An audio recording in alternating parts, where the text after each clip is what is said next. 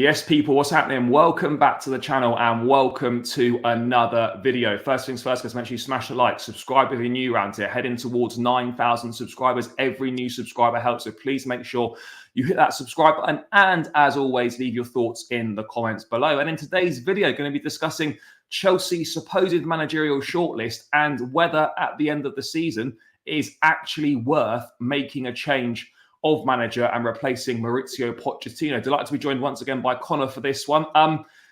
Pochettino certainly divided opinion this season. I don't think even the staunchest Poch defenders cannot deny that he's got a lot of things wrong this season, but there's also aspects where he has done well. The playing staff seem to like him. They want to play for the manager, which has not been the case in seasons gone by. So that's certainly a positive. Definite negatives in terms of in-game management's poor. Tactically, he's been very naive, showing no willingness to adapt to game situations. Like everyone knows that.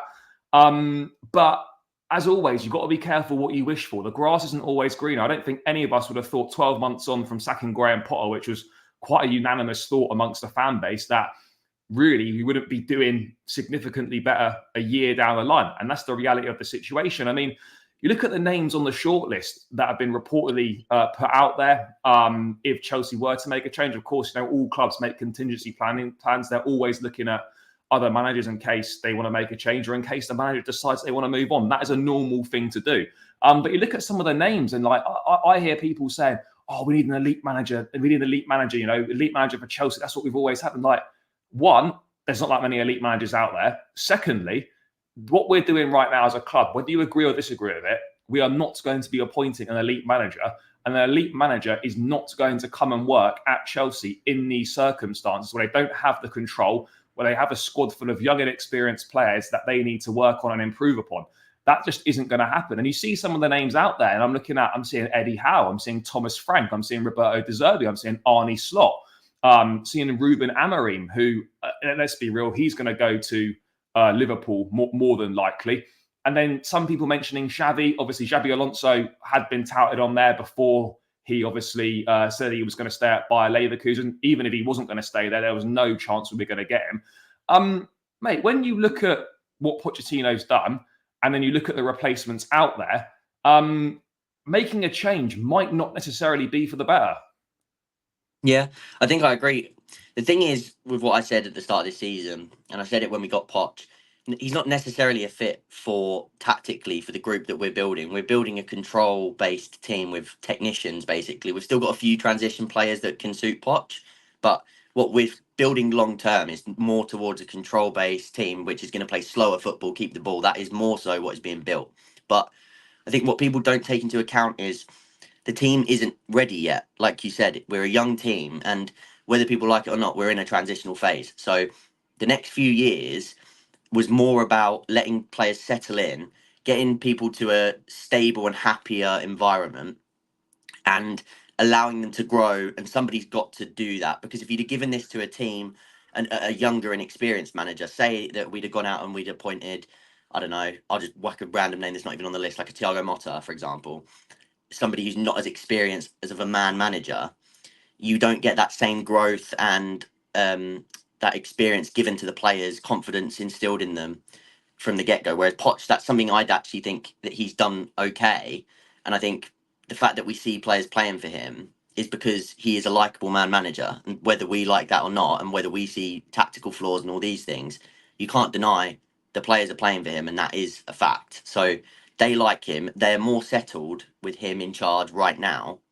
So I do think that the bridging the gap, the idea of having Poch for 1 or 2 seasons, I think they wanted the whole 2 seasons that they appointed him for, to almost bring this team up and use his experience in bringing up younger players, letting them settle in, building a together group that want to play with each other and for each other. I think he's actually doing that fairly well, which is why I think that this summer, if they can avoid controversy and keep him, and he can get Europe of any kind or the FA Cup or anything like that, I think they will keep him, because I think they want to play out that 2-year period of development before they then make the choice of, can another manager suit us better? Which, again, in my opinion, yes, there is other managers that would suit tactically what we've built. But right now, I don't think the team's ready to be thrown into the deep end and taught that aspect of the game. I think they have a lot of growing up and maturing to do just to become battle tested, really. So in that sense, I think I agree. I don't think it's necessarily all rosier on the other side. I think even if we did appoint a new manager next season, it might not look good for another few years still, because they still have to grow up and you can't fast track that. No, mate, I absolutely agree with that. I mean, like, who knows if Poch is going to be the guy that ends up winning stuff for Chelsea? We don't know that, but I certainly think he can lay the foundations for someone else to then take it on and take it across the finishing line. I also think the last thing that this group needs is more change, more instability, and then chucking an inexperienced manager into the mix with a load of inexperienced players that are still growing and are still developing. Have just spent a year of their young footballing careers getting to know a certain manager and a certain style. And then you might potentially rip all that up and then chuck someone else in and get them to then learn a load of different ideas. And then as a fan base, we have to play a part as well. You know, at some point, whether it's with Pochettino, whether it's with someone else, this fan base has to back a manager through a difficult period. But the first time we go through a difficult run, we can't just be calling for the managers to go every single time, because otherwise this project, whatever it is never going to get up and running and is never going to get off the ground. We have to allow a manager to go through a difficult run, bed in, pick the team up, build the team, and then we will be better for it in the long term. Like, I think I personally don't have any doubts over the long term. Short to medium term, there are absolutely doubts, because I think this ownership group have been far too fixated on the long term and have massively neglected the short and medium term. You can certainly see that. But having said that, and I know it's ifs and buts, with half a defensive structure, which you could argue another manager might have bought, we would be, in my opinion, we'd be making a run on fifth place, because actually the teams above us have been so poor and so inconsistent. When you look at Newcastle, Man United, those sort of teams that we're now chasing, we should be 4 or 5 points ahead of them in sixth place at this stage of the season. But a lack of consistency, poor in-game management has absolutely cost us on that regard. But if we look at some of the names that are out there, I mean, last time round the shortlist wasn't great. Everyone was getting excited. Oh, Nagelsmann this, Enrique that. Ultimately, when it come down to it, the shortlist was what? Pochettino, Vincent Kompany, and Ange Postecoglou. Like, it was nothing to shout home about. And what makes people think that the shortlist this time round is going to be vastly different? You've got to remember, Barcelona are going to be looking for a new manager unless they can somehow convince Xavi to do a U-turn, which I think is unlikely. Bayern Munich are going to be looking for a new manager, even though it looks like Nagelsmann's going back there. Man United potentially looking for a new manager. And there are some big teams they're going to be looking for new managers that are all going to be far more appealing jobs than Chelsea and their current guys are. So to think we're going to be competing with those teams for new managers, and Liverpool as well, sorry, I forget, is just a fantasy in my view.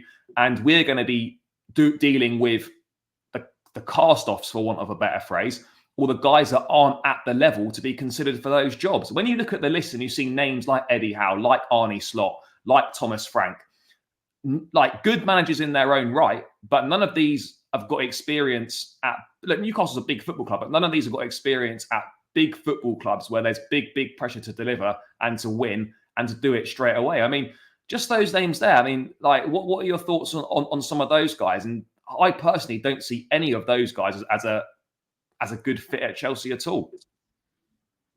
Eddie Howe and Thomas Frank are no's for me. I think they're more of the same ilk where I sort of place Poch. I don't think they suit the team in terms of I'm not saying they're as good as Poch, by the way, but I mean like the same type where they don't really fit the team system and like the way that we're trying to build the team, but they are a bit more experienced at building a squad. So I think if they was to go down that route again, it would look like a short-term appointment in my eyes. Hopefully it doesn't get to that, because at that point you might as well keep Poch, because he can do the same thing and keep delivering to the same thing that we've said. He can keep growing this team at the very least as a group and allowing them to mature. Slot's one of those ones where I actually do really like him as a manager, but I don't think he's ready yet. And like you said, I don't think now's the time to throw in a manager like Slot when we've already got such an inexperienced group. I think if you're going to bring in a Slot, it needs to be a little bit further down the line once the group has matured and done that process already. I don't think he's the man to come in and like increase and start that process and continue that process that Pochettino has started. So in terms of those three, like I say, Frank and Howe, I think there's no point going there because you're not going to get anything different than what you're getting from Poch right now. And then Slot, not ready yet, but I do like him. So I'm not going to completely rule him out ever because I do think he's a good manager. And I think he will eventually manage a top side, but not right now for me. I mean, Slot was one of those before we appointed Poch that had been mentioned a few times. There were some reports even saying that, Bowley had meetings with him personally, or certainly with members, with his representatives and whatnot. That never quite came to fruition. You look at other names on the list, perhaps the more well-known managers as such, slightly more established, perhaps more reputable within the game as such, certainly on the continent. Looking at Ruben Amorim and Roberto De Zerbi. Let's start with Roberto De Zerbi. Obviously, he done good work at Sassuolo in Italy. He done well with Shakhtar Donetsk in Ukraine. He's got Champions League experience. He comes to Brighton. I think, largely took on what Graham Potter did, his body of work, and then has improved it in certain aspects. Had a very good season last season. Europa League football guided them out the group stage this time round. Yes, he's only got 3 wins in his last 13 games. But what I would argue with is that the potential upside with De Zerbi is what could he do with a club with A, better players, and B, a team that doesn't have to sell off their best players every summer. Whatever you think of De Zerbi as a manager, and I think he's got his flaws, and I don't think he's perhaps as good as what a lot of people make him out to be, is that anyone would have struggled in a team that loses Moises Caicedo, that loses Alexis McAllister, to name 2. Your whole midfield just ripped out. Losing Levi. I mean, Levi Cole admittedly was only on loan, but Colwell returning, which was a big part of the defence there. Losing big players, and it's very hard to do. We saw it with Southampton. Eventually, you can't keep doing it. I'm not saying Brighton are going to go down or anything, but we saw it with Southampton summer after summer, best players getting picked off, and that eventually catches up with you. I mean, where do you stand with De Zerbi? Because he certainly divides opinion. A lot of people think he'd be great for Chelsea, and then there's a lot of people like myself that think, well, there is a sort of a potential upside to him. But for me personally, I actually don't really think he'd do any better than Pochettino, if I'm being brutally honest.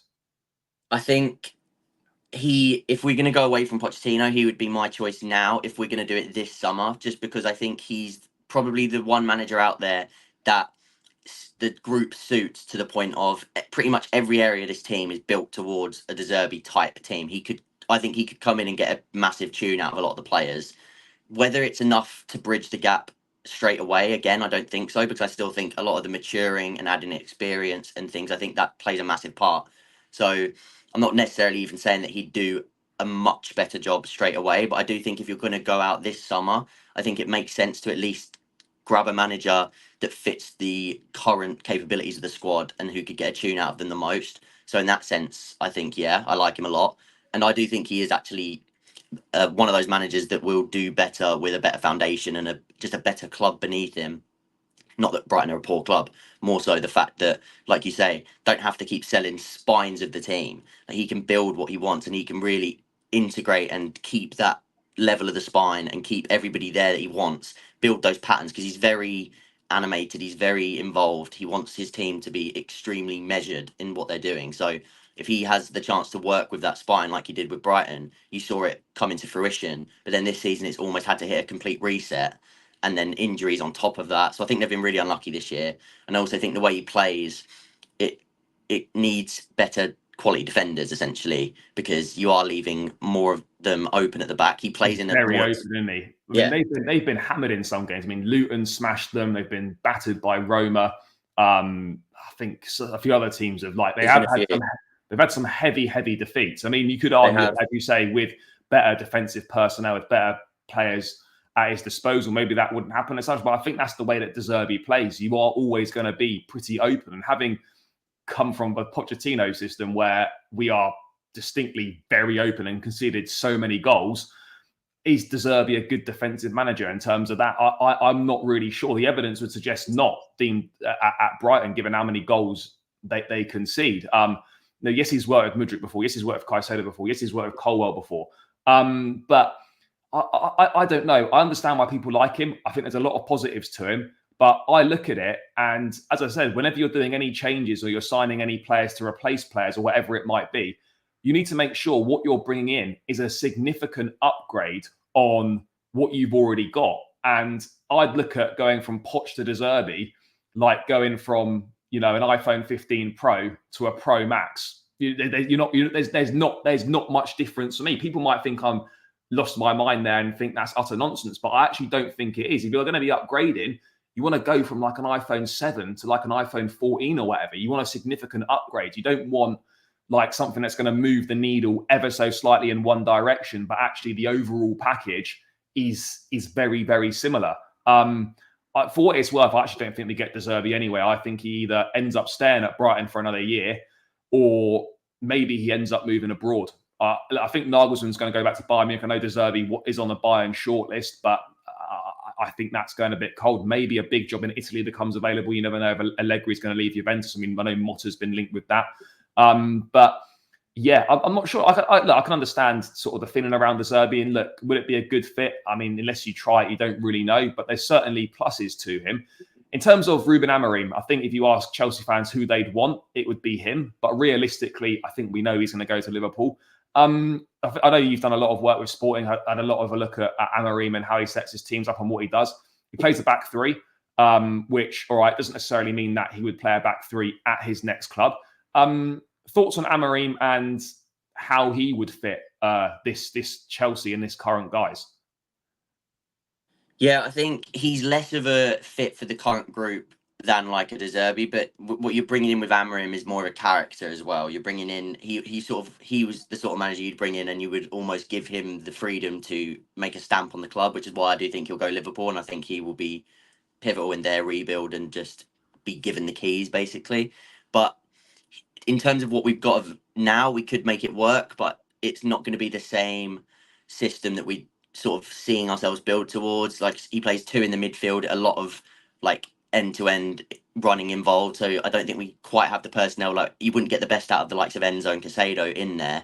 Caicedo maybe a bit more so, but you've spent so much money there, you want to maximise your midfield, and I don't think you'd quite get that as much with Amorim. Like I say, I think maybe what you don't get tactically as a fit for this team, he could then bring extra qualities in terms of you're bringing in a brilliant man manager. He's already shown that he's got capabilities of a winner. He's won things with Sporting, and he's sort of got that character about him. Like, a lot of people have likened him to that Mourinho. He interned under Mourinho, so he's got that little bit of something about him that people like, which I do too.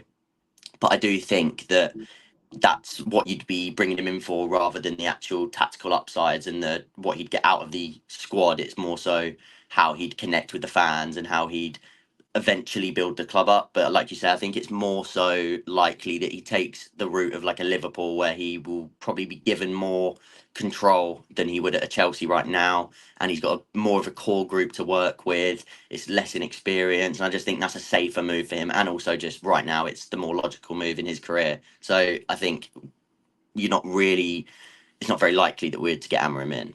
No, I don't think that'll be. I don't think it's likely at all. I mean, if you've got a choice of Chelsea or Liverpool right now, you're obviously going to take Liverpool. In the past, when we were, doing well, then yeah, you were more likely to pick Chelsea. But I think the reality of the situation for us right now is that Chelsea, with the way the club is right now, with the structure, with the hierarchy, with the playing squad as assembled as it is not the, it's not, it's managers can say no to that job now. In the past, you didn't say no to the Chelsea job. Now, a lot of people would quite happily say no to this job.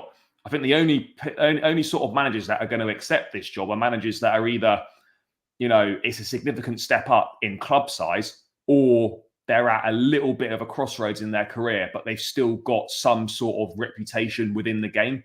A little bit like Pochettino. Kind of his reputation in the game was not, I would say he was lost in his career, but he was certainly off the back of a poor spell at PSG, you're sort of thinking, well, what sort of a club is he going to end up at? And I just think that's what we're looking at right now, is managers that are either taking a big step up in club size, or managers that are at a bit of a career crossroads. I mean, if you look at some of the other names that aren't necessarily on the shortlist, but some of the names that, people have touted about, Xavi, obviously at Barcelona, announced he's going to leave. Barcelona for sure are going to do everything they can to try and convince him to change his mind. What are your thoughts on him? And are there any others out there which maybe we should keep half an eye out on if a change is made? Yeah, so Xavi again, he's I really like him. I'm doing work on him at the minute. He's like the current one I'm working on. I think he's really good in terms of I think he offers a lot tactically. I think he's got such a great philosophy for the game, and I do think he'll be a top coach. I think he's also worked quite well at Barcelona with quite a tough hand. I don't think people give him enough credit for that. I think he's sort of like thrown under the bus a bit there. But again, now I think he's the sort of manager that he's probably going to take a year off. I think he needs that year now. So I think the way I've sort of analyze these managers is you have this summer appointments where it would have been like an Amorim if you could have, or a De Zerbi, possibly. If you're not going to go and get one of those this summer, I do genuinely believe that you stay with Poch for another year.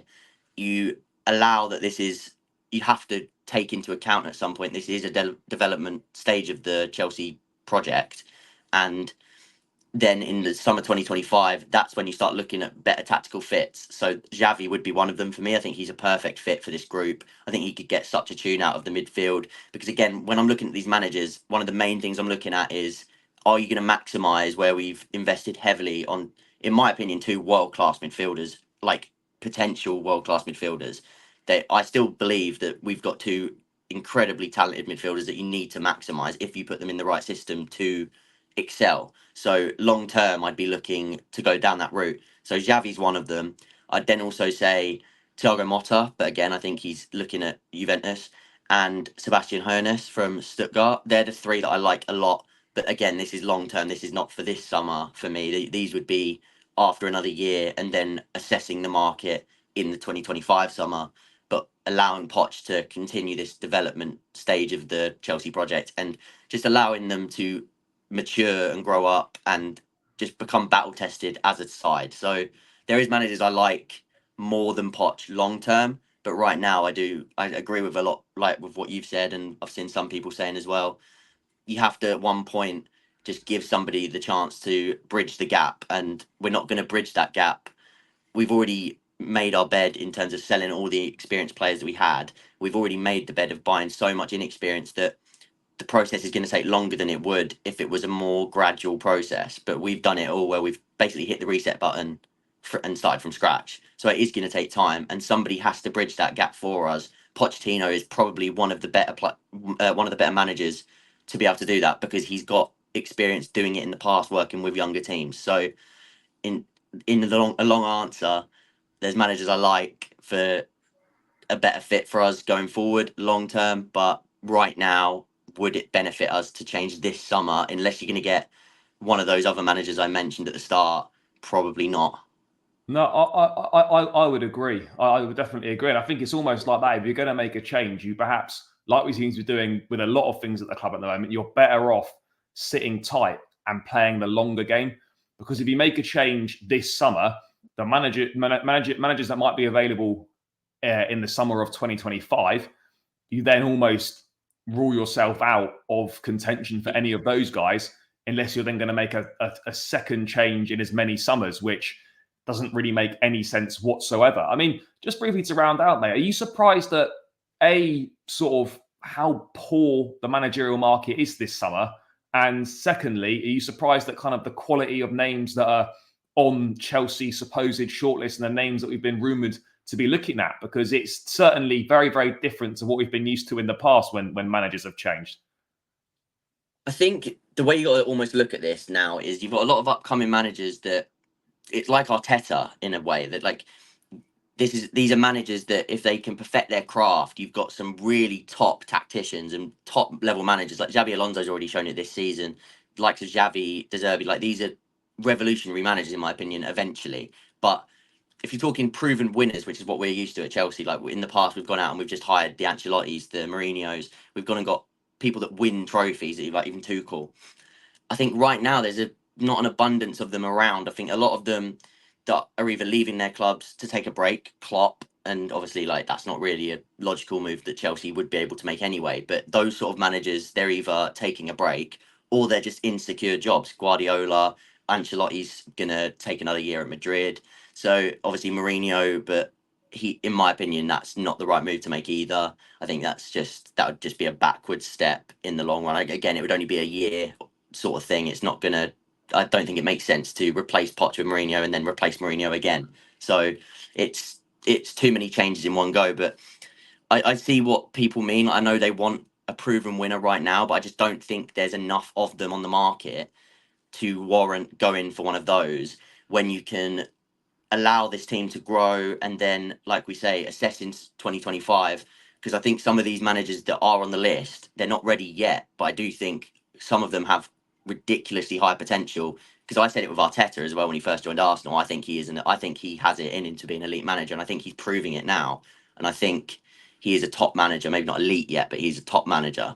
And I think a lot of these names on the list, maybe not a lot, but quite a few, like Xavi, I like Motta, he's not on the list, but like those sort of managers, they can be some of the top names in the game in the next 5-10 years if they perfect their craft. So I don't hate the idea of going down that route, but again, I don't think it's the decision to make yet. I think, like you say, I think you sit tight, you let the group grow, and then you reassess it when the time is right to assess it, unless you can go and get one of the managers that you genuinely believe is going to stick with this group and be the long term. So if you went and got a De Zerbi, that has to be it. You have to then just go with him, because you have to let that run for at least 2 or 3 years, like regardless, because as you say, otherwise you just become an absolute joke, and you're just constantly changing every summer, and you're just not progressing as a football club. I think ultimately for me, like, if you're going to make a change, you need to make sure that you're going to go and get someone that is, as you said, that is your guy, and that you're going to back, and whatever happens, you're sticking with them for 2 to 3 seasons minimum. Otherwise, there's no point making a change. I mean, a lot of people going on about elite managers, as we said, but people wanting win now managers as such. But you want to put a win now manager into a squad that isn't ready to win now. It doesn't work. It doesn't fit. Like, a win now manager needs a squad and a team that is ready to win right now. Chelsea, unfortunately, as much as we all hate it, we are not ready to win right now. So putting a win now manager into that group is just going to be an absolute mess. But it is going to be interesting to see what happens. Ultimately, for me, I feel that Pochettino will be here next season. The only chance I think he's not here is if we literally don't qualify for any form of European competition whatsoever. If we get into Europe, even if it's the Conference League, they'll look at that as progress and something to build upon. And I think he'll get another chance. If we don't get any Europe, then it's very difficult to make any grounds for him to potentially stay. But I still think, as you say, they're not going to want to make another change. They want to stick by him. And you almost have to admire that to a certain degree. So for me personally, like, even if push comes to shove, I think whatever happens, he will probably be here next season. Is that how you view it? Yeah, like Amorim and De Zerbi were the two that I keep mentioning. I think if you can't get one of those, Amorim looks almost destined for Liverpool, in my opinion. And De Zerbi is like and again, I'm not even necessarily saying that De Zerbi would make a great change straight away, but I do agree with you. I think it's very likely that Poch is still there next season. And as much as I genuinely, I'm so in the middle with Poch, because I quite like him as a man manager, but I really don't like his fit for the team tactically. And I've made that very clear. I don't think he's the long-term fit in terms of what we've built and his tactical, the way he wants to set us up. But I do think that it's just counterintuitive to go in the other direction now. I think he can do a job, and he can succeed in the job that we have appointed him to do in terms of bridging the gap to then lay the foundation and hand it over. So I think he stays next season, and I'm not even opposed to it as long as the long-term plan stays the same. Yeah, no, I absolutely agree with what you say there. So I'm interested to see what happens this summer. Remainder of the season is going to have a huge bearing on that. I think there's going to be a lot of people that are going to be left disappointed that Pochettino more than likely will be here next season. But let me know your thoughts in the comments below, guys. Connor, thanks for your time as always, mate. Greatly appreciated. If people want to check out the stuff that you do, where should they go? Yeah, just head over to my channel or the Twitter. My Twitter, I've got some videos coming out on all the different managers. A few that we spoke about today. I've already got some on De Zerbi and Amorim. I'm working on Xavi. I'm working on Sebastian Hoeneß from Stuttgart. And then on my Twitter, you can find all the articles that I write, all different breakdowns, not just Chelsea, but a lot of Chelsea, because that's who I support. So that's what I enjoy doing most. But yeah, just go over to those.